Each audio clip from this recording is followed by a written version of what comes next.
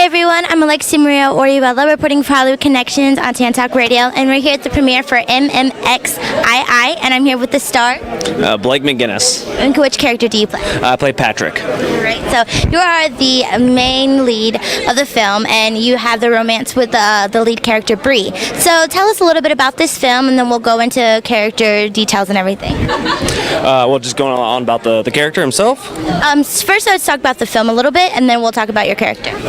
Well, in general, the film first came out to me being just a short film. Actually, how I auditioned for it, but it turned out to be a independent feature, and it took a while to shoot, but it was a lot of fun. The crew, like very small, tight knit crew, but everybody worked so incredibly hard. It was definitely not a union shoot because everybody wore about 4 different hats. It was awesome, but yeah, the film itself, I don't know if you know, like the detail wise, is definitely about a boy, a girl searching for her boyfriend.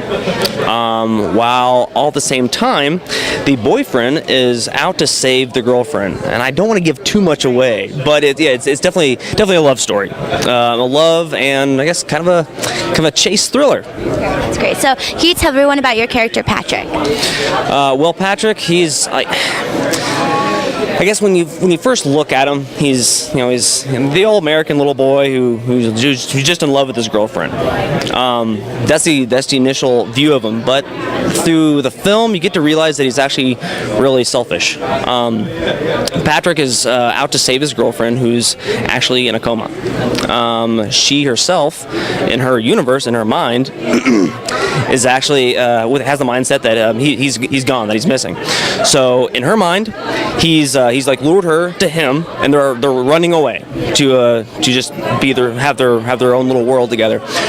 In his mind and in our reality, he's trying to wake her up from a coma. Well, even though everything is about Bree, is about saving Bree, in both universes, he's selfish. He doesn't want to let go of her. So the trial of the entire film is really about him realizing, is he trying to get Bree for her or for him? And I think that's the real main conflict of the film. And so, how do you prepare for this kind of role?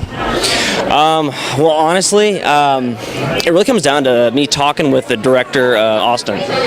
And to really prepare for it, you have to know who the character is. And the only person that really knows the character is the writer, to be honest. And Austin, writer-director, we sat down, I guess I want to say the vast majority of the time I spent either on set or just with him in general. We're actually just talking about the character, who he was, what he wanted.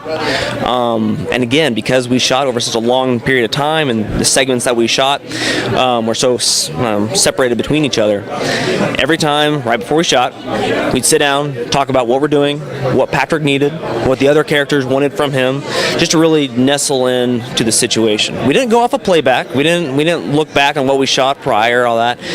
Only if we needed to know exactly what we were wearing or where we were standing.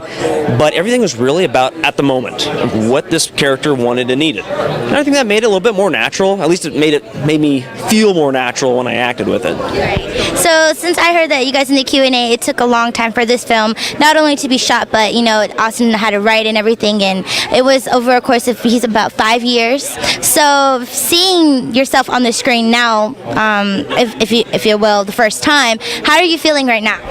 Well, out of all the other films I've done, looking back on it, this is the biggest gap of time I've had to see myself for the first time in a position. It was weird.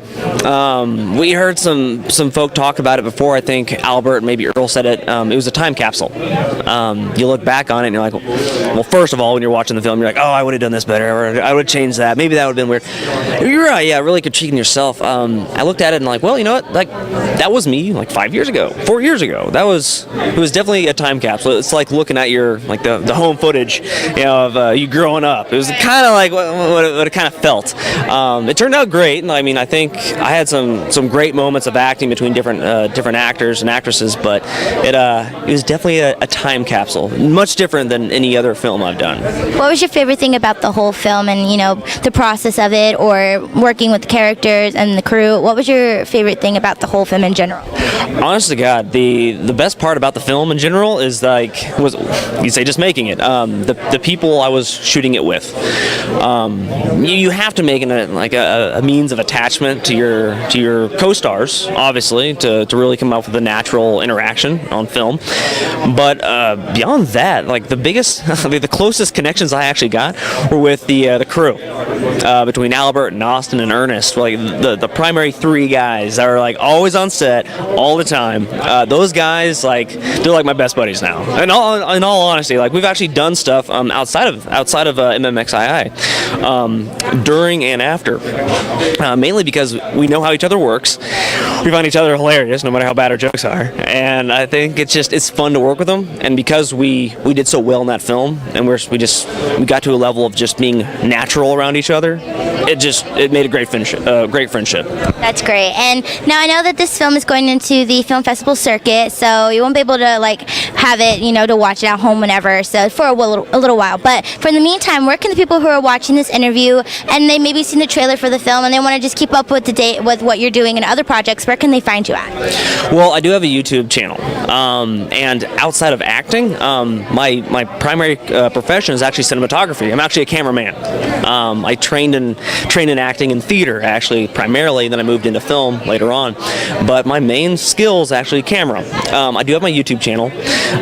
You can check out Blake R. McGinnis on YouTube. You can also look up Flying Squiggle, and it's not squirrel, it's squiggle. You can also find that tag, and you can also find me on YouTube as well. But between there, most of my work is actually you'll find on ESPN. I'm a camera op with those guys. Yeah, a lot of my stuff is just everywhere through other companies as a cameraman. I'll be hired out and do other stuff, but my immediate stuff, yeah, find me on YouTube. All right, well, that's great. Well, thank you so much for your time, and again, you did a great job in the film. You guys should keep up to date with when this goes to the different film festivals, maybe catch a date at one of the upcoming film festivals to see this movie, because it's a great movie, and it was a pleasure talking to you. Thank you so much for your time. Thank you, guys. Thank you for watching.